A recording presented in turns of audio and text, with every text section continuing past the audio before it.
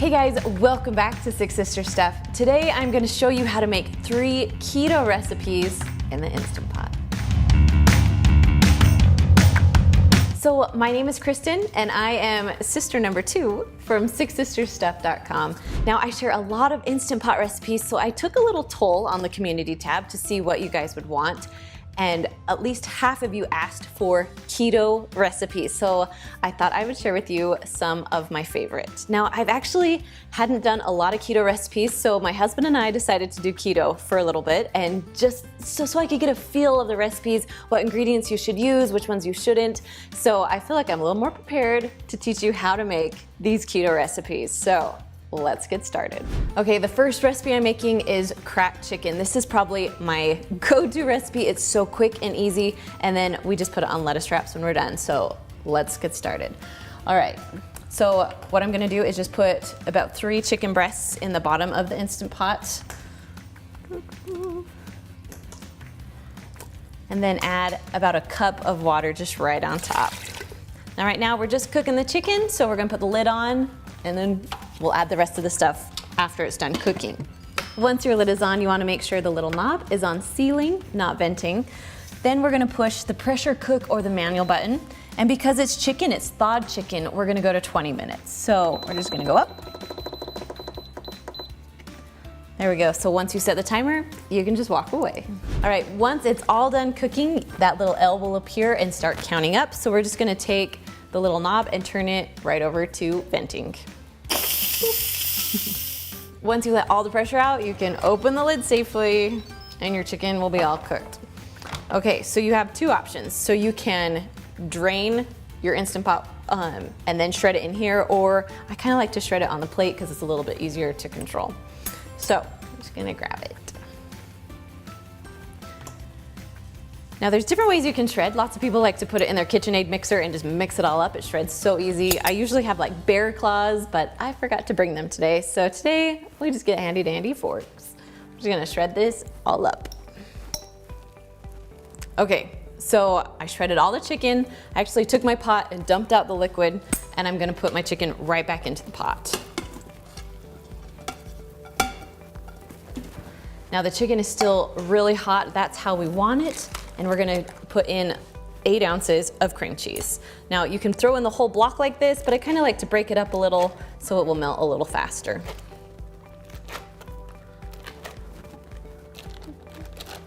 Okay, next we're just gonna add some bacon on top because I love bacon in my cracked chicken. And then just a little bit of green onions. And then last but not least is ranch seasoning. Now I wasn't sure about this, but as I was looking at the nutrition facts, there are no carbs, no sugar, so definitely ranch seasoning, keto friendly.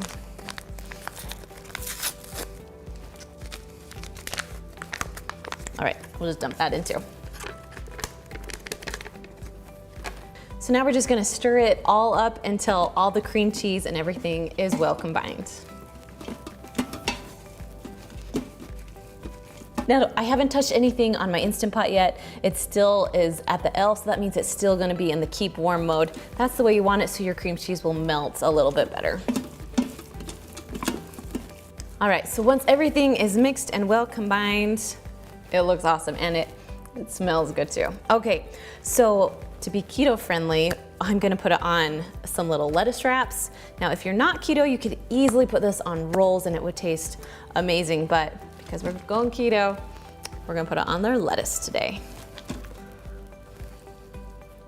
Now you can have multiple wraps, you can have multiple pieces of lettuce underneath, but today we're just gonna do one. Once we fill up our lettuce, then we're gonna add just a little bit of cheese on top. Now you don't have to do that, it's totally optional. But cheese is legal in keto, so this is how we're doing it. All right, all done with this recipe. Let's jump on over to the next one. All right, so the second recipe is Philly cheesesteak stuffed peppers, because I mean, you're trying to stay away from the carbs. So I thought Philly cheesesteak in peppers would taste amazing. So let's do this. So I'm gonna first turn my Instant Pot to saute. So push the button there. So we're gonna heat it up a little bit. Then we're gonna put about a teaspoon a tablespoon, whatever you'd like, of olive oil. We're just gonna saute some vegetables, so we just need a little bit of oil. Okay, so when this is all done heating up, we're just gonna add some mushrooms. So I have just a package of mushrooms. They're called button mushrooms. You can get any kind of mushrooms you want. We're just gonna put it in there. I love mushrooms in Philly cheesesteaks. Now, if you don't like mushrooms, you don't have to add them in, but I love them. Then I just sliced up a whole onion. I like to do them pretty thin because I don't like huge chunks of onion in my Philly cheesesteak. All right. So we're just gonna mix this around a bit, saute until the vegetables are a little bit soft.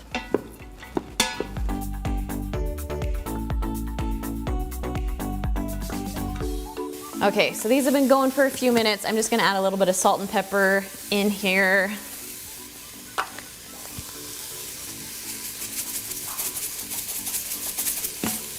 And then mix it up a little bit. So you'll cook the vegetables for about 6 minutes or so.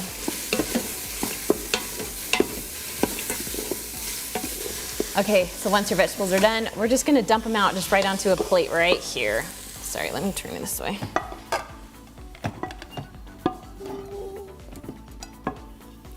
Okay, so I'm just gonna put this back in. It's okay if there's a little bit left because we're just gonna cook up the steak now. So I'm gonna add just a little bit more olive oil to the bottom.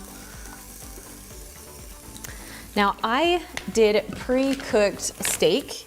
You can also just get some steak that's already pre-cut from the butcher. However you like your Philly cheesesteaks, use that kind of meat. So this is pre-cooked, so pretty much I just have to warm it up. But if you get some from the butcher, you want to make sure that it's pretty cooked all the way through.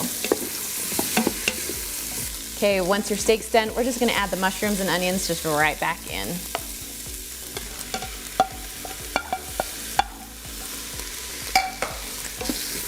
And then just mix together for a little bit. Okay, while that's together, we're gonna add a little bit of garlic. Now, it calls for about 2 cloves of garlic, but I'm just, you know how I estimate. I do that a lot. All right, I'm just gonna mix around.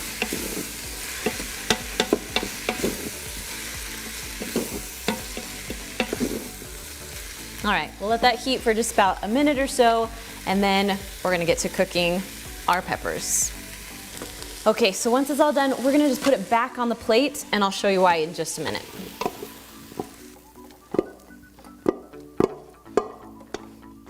Whoop. Okay, I want you to look inside of my pot. This is one of the most common reasons you get the burn notice. So if you're sauteing something, you wanna make sure you scrub this pot really, really good before we start to pressurize something else. So I'm gonna go wash this and then I'll be right back.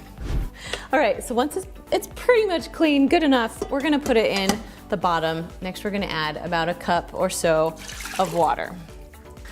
All right, so now I took some peppers, I chopped off the top, I took all the seeds out, so we're ready to go with our peppers. Now, these peppers, my grocery store only had really thin peppers. I would highly suggest getting kind of fat ones so they'll be easy to peel and they can stand up on their own. So I want to show you what I did.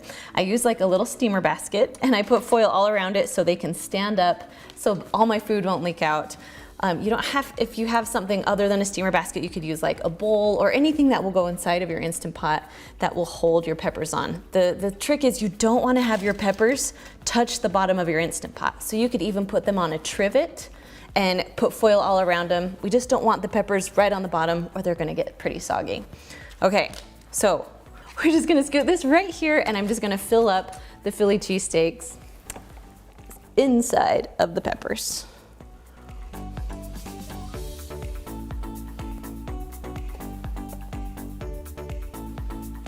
Okay, once the peppers are all full, you'll notice that I still have a little bit of steak and mushroom left. Now this will feed about 6 people. I only need 3 today, so I'm gonna take this and stick it in the freezer, so all I'll have to do is cook my peppers later. So that's kind of what's happening here. Okay, so now I'm gonna take some provolone cheese, just because I love provolone. You can use other kinds if you'd like. But now usually if it's a big pepper, you can just put this right on top, but because mine are little, I'm just gonna separate it a little bit and kind of just pack it in. We just kind of want our cheese topping. Also, you can also put a cheese layer in your pepper before you throw your peppers on, but I didn't today.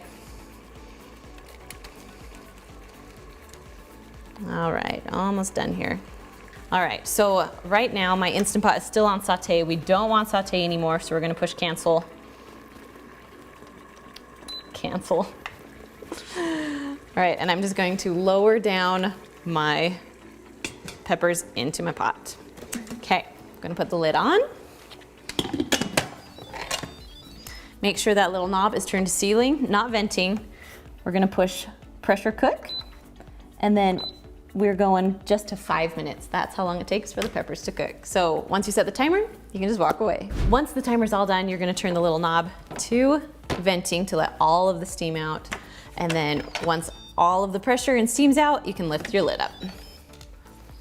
Now these look amazing. Yes. Okay, so we're gonna just pull the steamer basket right out. That's why I love steamer baskets so much. I'll actually link this steamer basket down below for you, or one similar that I use. We'll just put it right out here.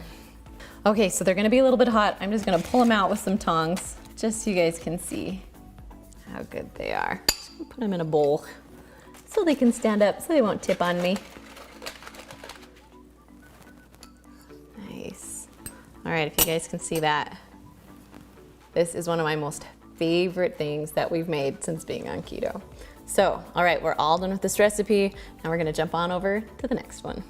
So the last recipe today is butter chicken, and this one is my favorite. So let's get started. So I'm first gonna push the saute button. We're gonna start heating up the pot. Then I'm gonna take about a tablespoon of olive oil, just drizzle it on the bottom. We gotta start cooking up some vegetables. So we're gonna add in 1 onion, just minced small. So while the onion's in there, we're just gonna add about, I don't know, a teaspoon or so, maybe 2 teaspoons of garlic. And then we got 4 tablespoons of butter that I'm just gonna throw in there. There we go. And then we're gonna mix this all together. So we're just gonna mix this around for about 5 minutes or so until the onions, get that lovely fragrant smell and are cooked a little bit. Okay, so once your onions are cooked pretty good, we're gonna go ahead and add about 2 pounds of chicken breast. Now I cut these up into bite-sized pieces. They're gonna cook a lot faster that way. And I really like the chicken when it's cut instead of when it's, you put the whole thing in and then you have to shred it. For this recipe, I like them in chunks. All right, so we're gonna mix this around a little bit, get that chicken all heated up. Okay, so while that's sitting there, we're gonna go ahead and add 1 can of Hunt's tomato sauce. Okay, so if you look at the nutrition facts, there's only 4 carbs for about 1/4 of a cup, and that's all you're eating. So it really doesn't have a ton of carbs in it, so that's why we're keeping it keto friendly. All right, we're just gonna add that whole thing in. Now while this is going, we're just gonna add 2 tablespoons of tomato paste. And then we're just gonna mix this up a little bit. So next we have something called red curry paste, and this stuff makes your dish absolutely delicious. So we're gonna put 2 tablespoons of this in there. And I am just eyeballing a little because this is my teaspoon, but it's kind of a small opening there. Nice. Okay, mix that around. So next we're gonna do 2 teaspoons of marsala, I don't know. However you think you pronounce this, put down in the comments for me because I'm struggling. All right, this is good stuff though. However you pronounce it, or wherever you're from, how you pronounce it, it's good. So we're gonna do 2 teaspoons of that. Then we're gonna add 1.5 teaspoons of ginger.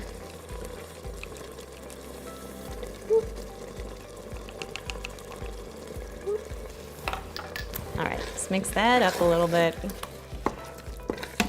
I like this because as you're adding stuff, you're still on saute, so your chicken is starting to cook, which will make the pressure cook time go a lot faster. Okay, mix that in a little bit.